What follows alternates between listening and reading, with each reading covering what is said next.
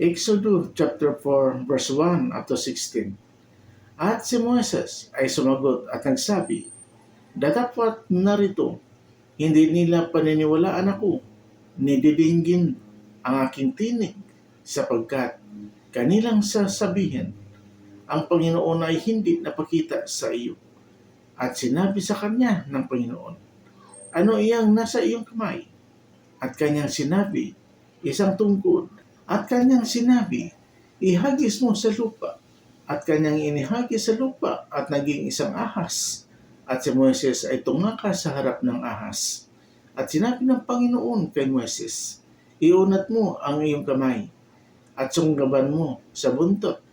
At kanyang iniunat ang kanyang kamay at kanyang hinawakan at naging isang tungkod sa kanyang kamay. Upang sila'y maniwala na ang Diyos ng iyong mga magulang, ang Diyos ni Abraham, ang Diyos ni Isaac, at ang Diyos ni Jacob ay napakita sa iyo. At sinabi pa sa kanya ng Panginoon, "Ipasok mo ang iyong kamay sa iyong sinapupunan." At kanyang ipinasok ang kamay niya sa kanyang sinapupunan, at nang kanyang ilabas ay narito, ang kanyang kamay ay may kito na maputing parang niebe. At kanyang sinabi, "Ipasok mo uli ang iyong kamay sa iyong sinapupunan." At kanyang ipinasok uli ang kamay niya sa kanyang sinapupunan, at nang kanyang ilabas sa kanyang sinapupunan ay narito, nagsauling gaya ng kanyang dating laman. At mangyayari na kung sila'y hindi maniniwala sa iyo ni makikinig sa tinig ng unang tanda, ay kanilang paniniwalaan ang tinig ng huling tanda.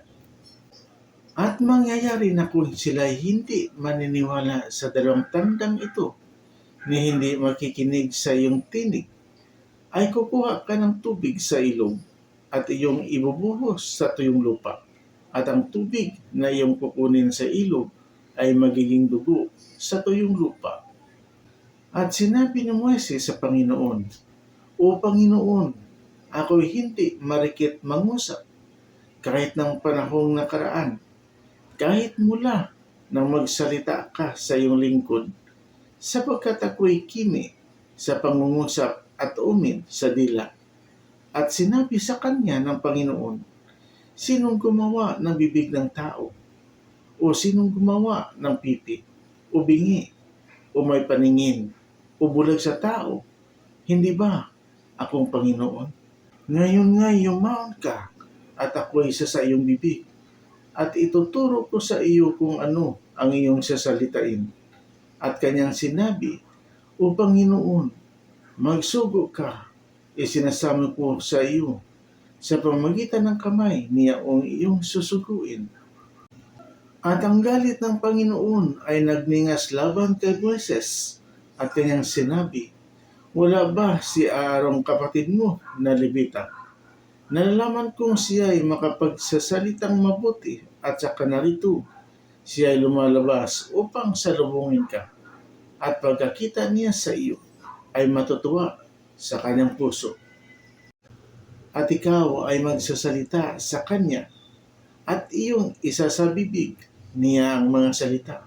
At ako'y sa iyong bibig, at sa kanyang bibig, at aking ituturo sa inyo kung ano ang inyong gagawin. At siya ang makikipag-usap sa lagay mo sa bayan. At mangyayari na siya ay magiging sa iyong bibig, at ikaw ay magiging sa kanya parang Diyos." Amen, Lord. Please subscribe and share. Salamat. God bless everyone.